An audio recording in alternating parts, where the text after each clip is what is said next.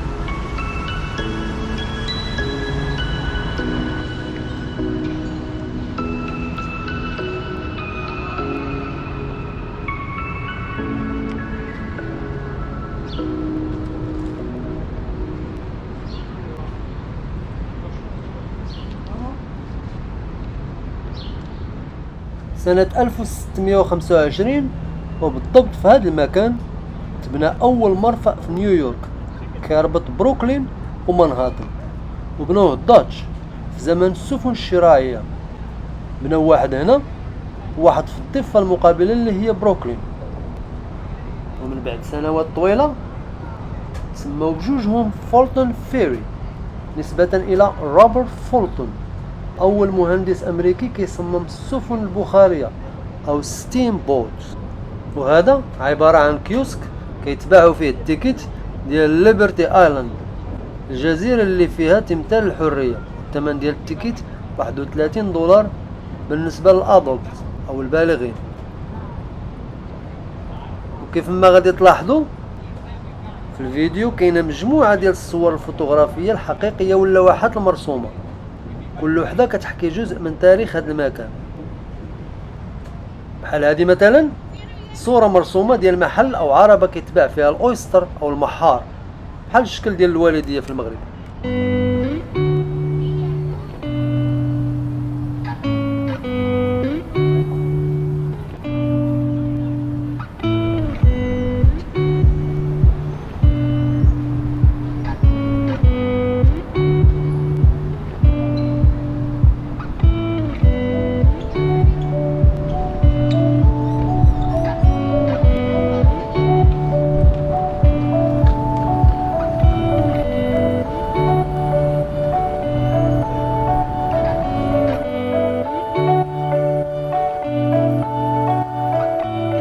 كانت السفن ما كتخرجش من هذا الميناء الا الا كانت عامره بالبضاعه او بالناس، لكن بدايه من سنه 1818 داروا قانون ان السفينه يكون عندها سكيدجول، يوصل الوقت ديالها خصها تخرج.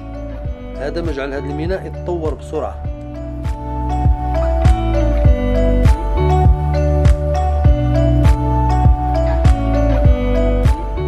صورة فوتوغرافية لبروكلين بريدج في السنوات الأولى من الافتتاح ديالو، وهذا الميناء اللي أنا فيه دابا.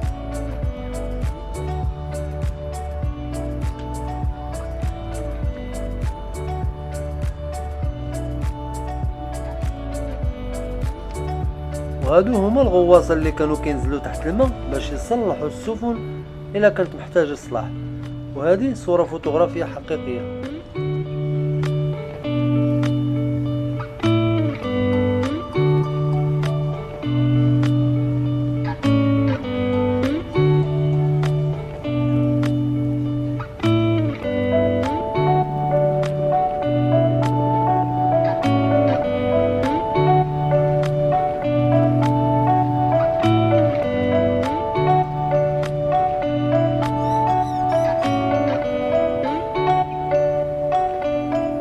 كيف ما كتشوفوا هذا إستر ريفر، والضفة المقابلة اللي هي بروكلين، وهذاك هو بروكلين بريدج بارك اللي شفتو في الحلقة الثالثة كنظن.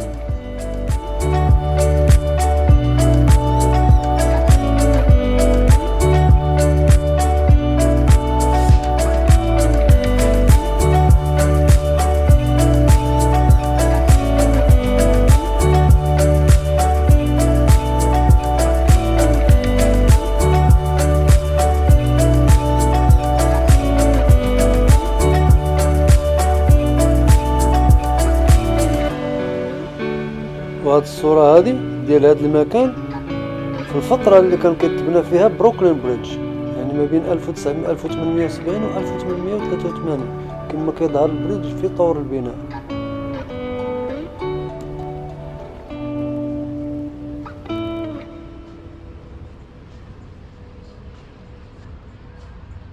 البنايات العالية اللي كتشوفوا في أقصى الصورة هذاك فاينانشال ديستريكت، الحي والقطب المالي ديال نيويورك، تما فين كاينه البورصة أو ستوك ماركت وول ستريت، وكاين كذلك الفولت ديال الذهب في مكان سري تحت الأرض، ومجموعة ديال الأبناك، وتما كان ليمان برادرز أول بنك دار الإفلاس في أزمة 2008. غادي ندير حلقة إن شاء الله على هذا الحي.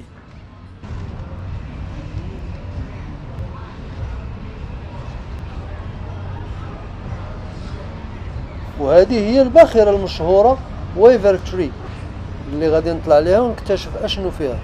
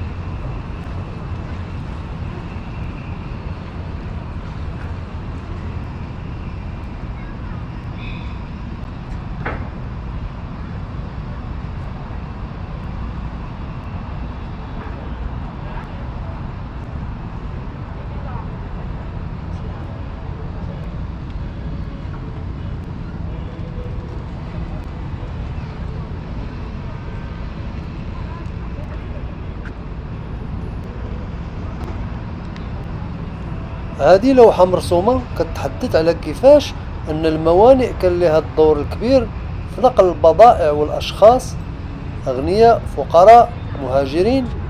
هذا ما جعل نيويورك مع حلول سنة 1870 تولي أهم وأشهر ميناء في أمريكا ومن بين الأهم في العالم.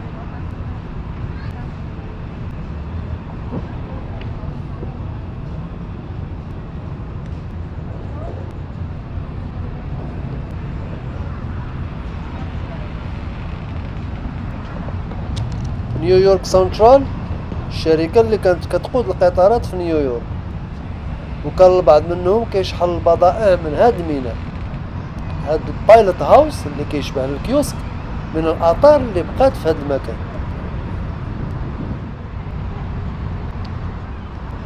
هذه اللوحة المرسومة كتخلد الانديجينيس بيبل أو السكان الأصليين ديال نيويورك اللي هما ليناب ترايب، قبيلة من قبائل الهنود الحمر.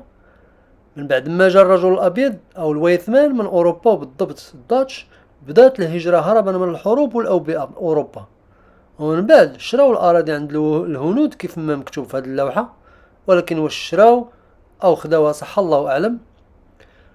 وأحفاد الليناب كيعيشوا الآن في أوكلاهوما ويسكونسن، والبعض منهم في أونتاريو كندا بعيدا عن أرض أجدادهم.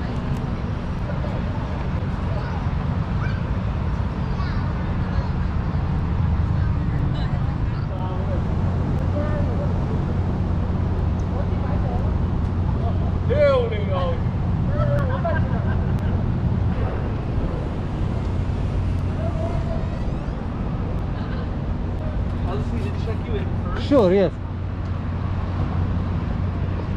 How are you today? I'm doing well, you? Doing well, thank you. All right.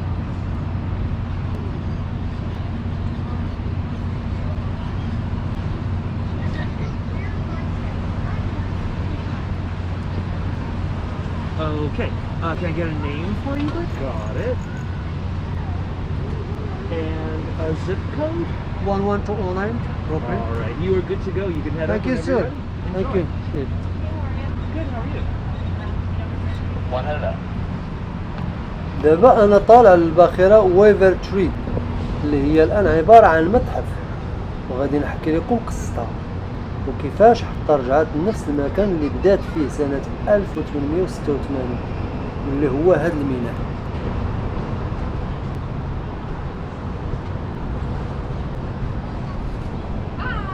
Hello, ma'am. Welcome aboard our ATV. Thank you. Be sure to check out the cargo hold. Their stairs are kind of easy to miss, but right over there are the stairs to go Thank down you. to see the cargo. Okay, this is the first time been here. Cargo hatch. هذا المحرك او الموتور خدام بالديازل، كانوا كيسميوه دونكي انجن، كيشبهوه بالحمار لانه كيدير نفس الخدمه اي حمل الاثقال، وهو اللي تيخدم الرافعه.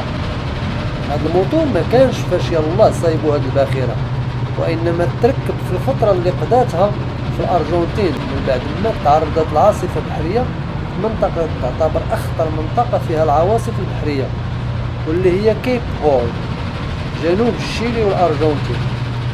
وتما فين كانت النهايه ديال هذه الباخره سنه 1910.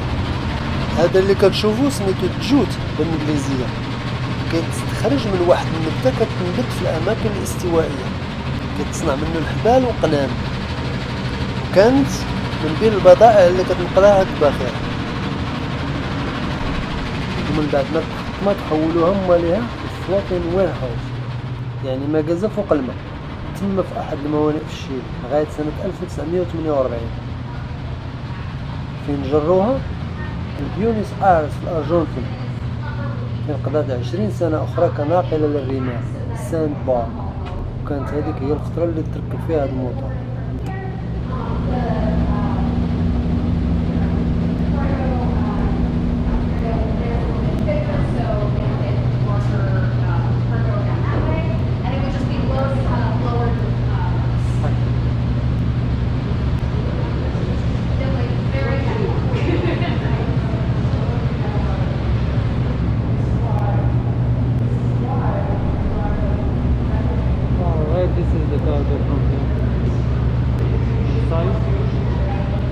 هذا هو الكارغو او المكان اللي كتحط فيه البضاعة اللي كانت كتنقلها هذه الباخرة عبر انحاء العالم، اللي كانت الحبوب والفحم الحجري والكيروزين والجوت والخشب.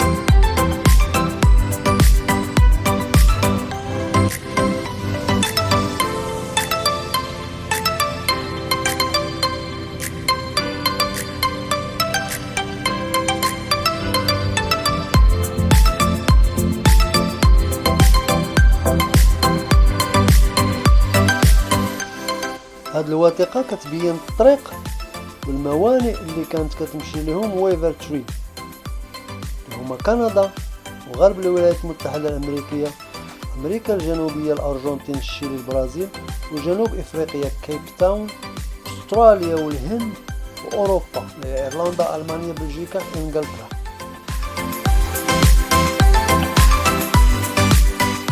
هذه صور ديال الأشخاص اللي كيرجع لهم الفضل باش هاد الباخرة ترجع لنيويورك سنة 1970.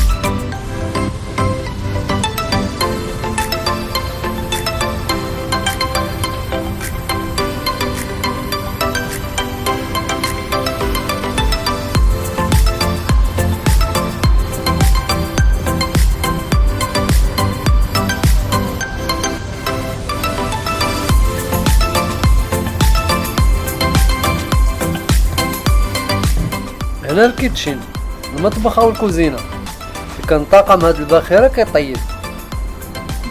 كيف ما كتشوفوا بعض الاواني اللي كانوا كيستعملوا.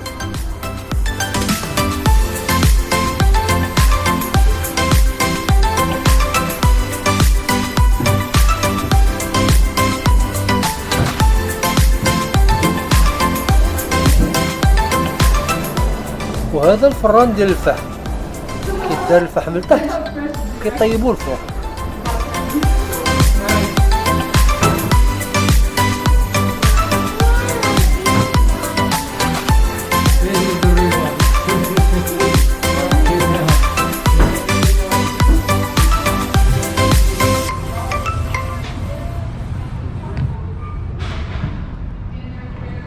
هاد الغرفة فين كانوا الكرو او افراد الطاقم كينعسوا وكياكلوا.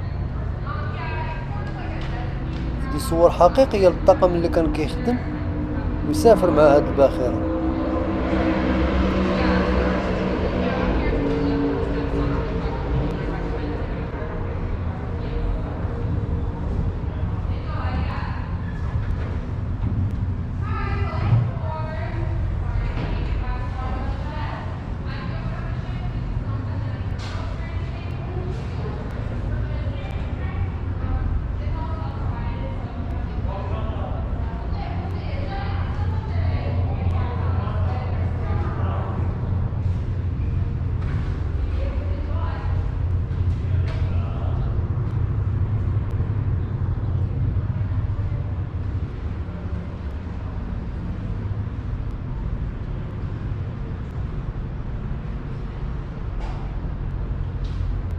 وهذه الصورة الباخرة من اللي دمرتها العاصفة سنة 1910.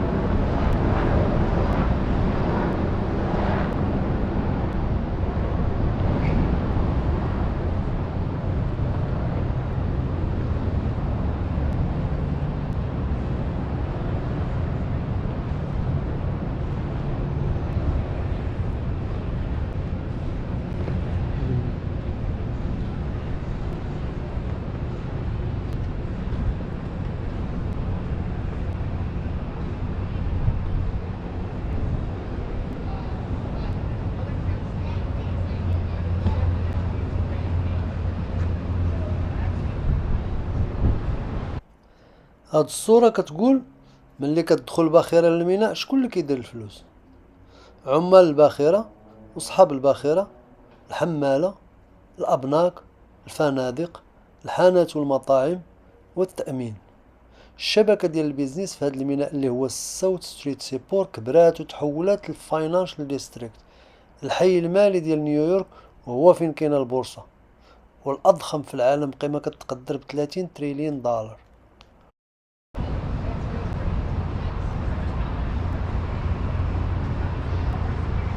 وهنا الحكاية ديال هاد الباخرة كيفاش تدمرات. كيف ما حكيت لكم من قبل، حتى واحد ما مات من الطاقم، لكن 3 تصابوا بكسور. في سنة 2015 تم الترميم ديالها، وهذه الصورة ديالها من بعد ما تدمرات.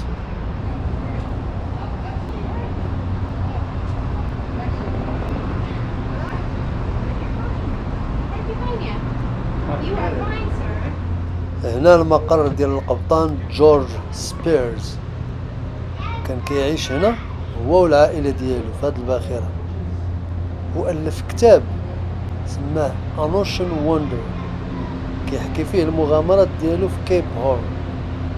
تم الطبع ديال هاد الكتاب سنة 1969.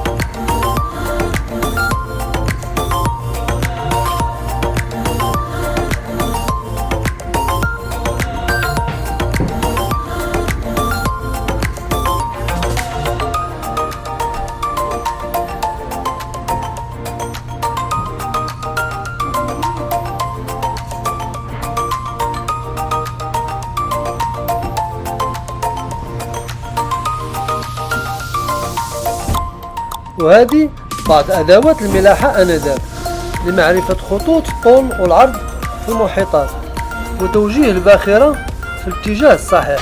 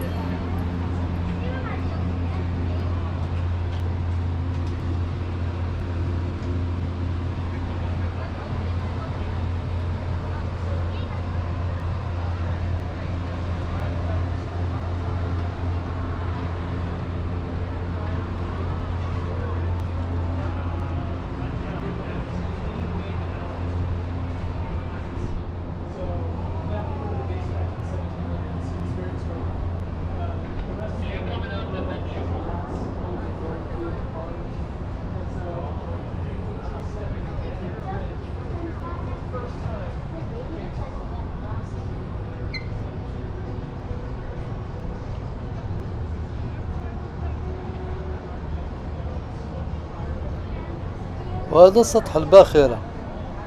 هنا كاينة دفة القيادة.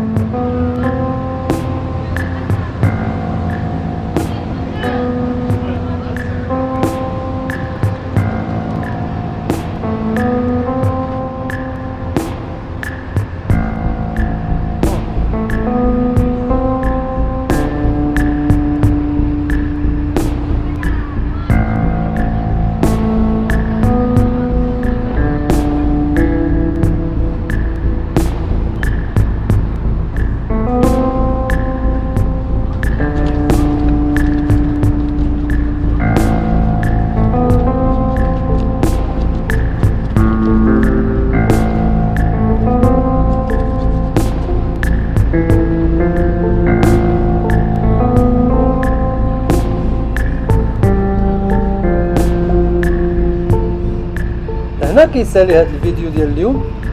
كنتمنى يكون عجبكم ونكون وصلت اكبر قدر من المعلومات على هذا المكان. ولا عنده شي اقتراح على شي مكان باغيين نصورو خليه في كومونت. نتلاقاو في فيديو جديد ومكان جديد، والى ذلك الحين دمتم في رعاية الله. مع السلامة.